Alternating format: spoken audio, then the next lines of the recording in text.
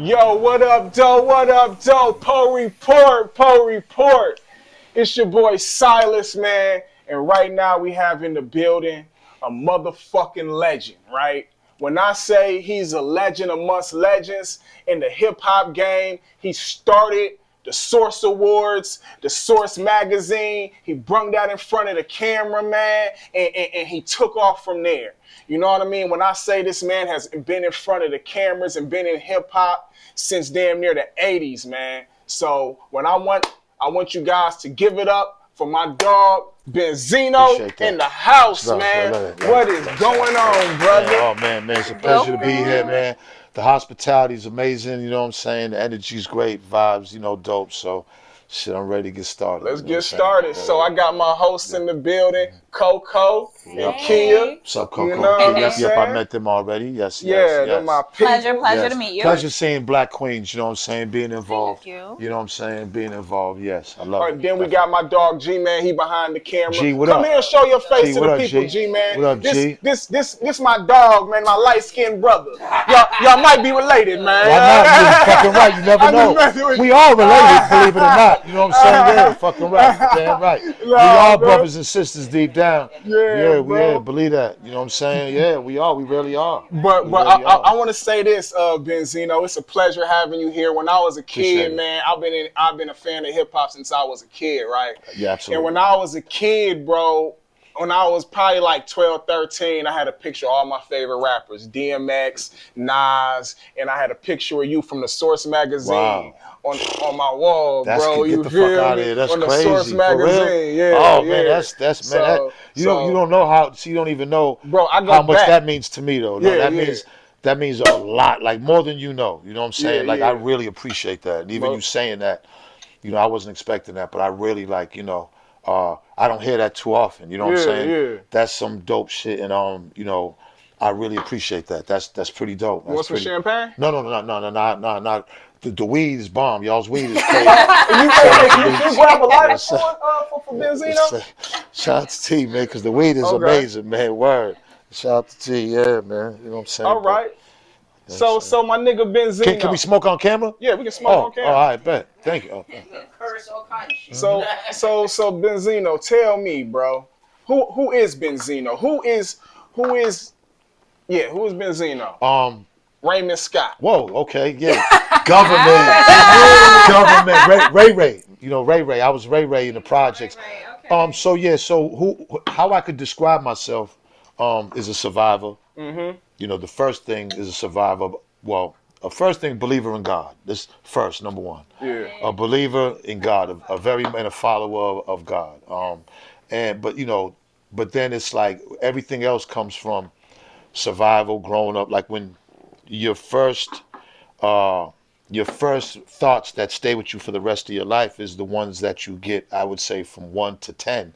Your first moments of how you grew up kind of shape who you are and what you see first. And so what I seen first was, project living, hood, streets. Okay. Father was in the streets. My mom was hardworking. She came from Cape Verdean woman.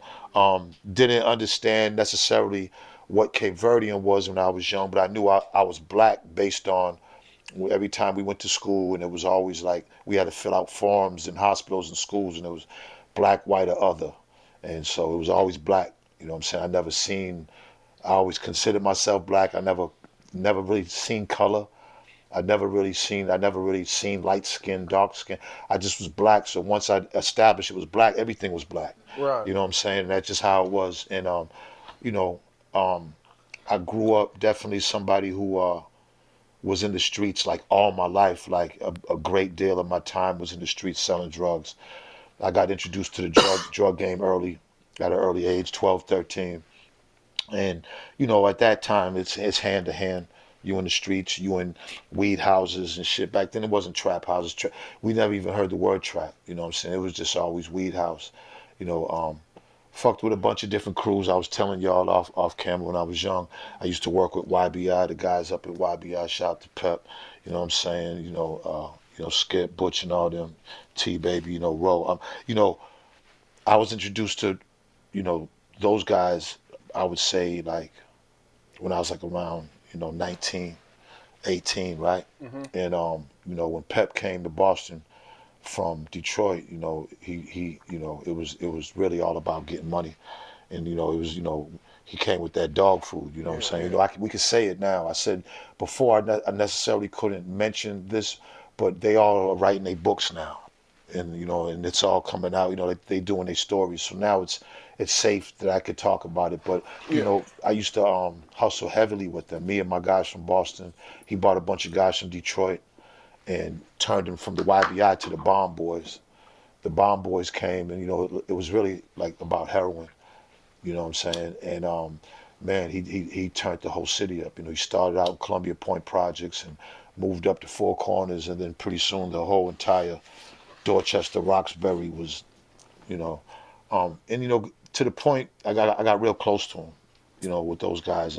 My first flights were taking flights to Detroit, and we had, you know, a lot of shit all up in our drawers, you know, bundles. Yeah, because you never got searched on those planes. Okay. Like back then, there was no searching. Right. We used to end, and it was like $30. We could fly to Detroit. Wow. $29. No TSA. You know what I'm saying? You know what I mean? I think it was Republican Airline or some shit. I forgot what the fuck it was. And now they changed it to Northwest, I think. But I just remember going back and forth and like, you know, Pep put it down in Boston. You know, we always wore Adidas, and that was the thing where, you know, like I told you, I've wore Adidas for 47 years straight. I've never had a pair of Nikes or Jordans, but that's what Detroit niggas were on. So we had a lot of similarities. But you know, he bought a bunch of Detroit niggas that got close to us. A couple of them got killed. Same thing with Pep, bought a bunch of Boston niggas, and you know what I'm saying. So really had close ties to Detroit for a long time. Had a lot of respect and admiration for Detroit. I was telling Donnie that I always felt like Detroit was a city was so important to the culture, like to what Atlanta is now. Detroit was, you know, meaning at one point it was the biggest music scene, and had the biggest music stars. As far as the dope game, you know, it was crazy because Canada's right there, and everything comes across that river so easily. So Detroit was, you know, full of it, and not only that, but more importantly, the jobs. Like a black man could actually go and get a great job. And man, they had suburbs in Detroit of black people, and that was rare in America at that time. Yeah. You know what I'm saying? So me coming from a city where white people ran it, and it was always the white people getting the good jobs, and I'm seeing this shit, and I'm getting chased by white people, and we fighting with white people. So I grew up like that, where Detroit is a black city of black people getting money on all angles.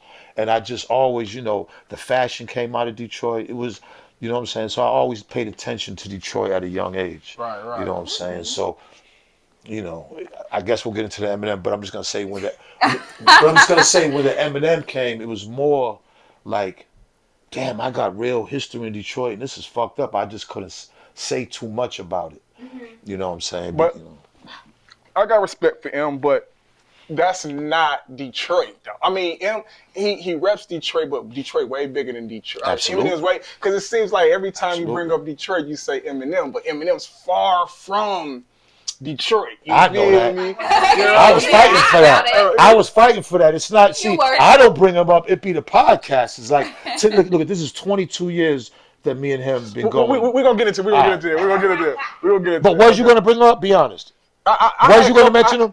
I had something to say. It was coming. Trust me. Why not get You into couldn't it? be from Detroit without. Yeah, right. I mean. So, all right.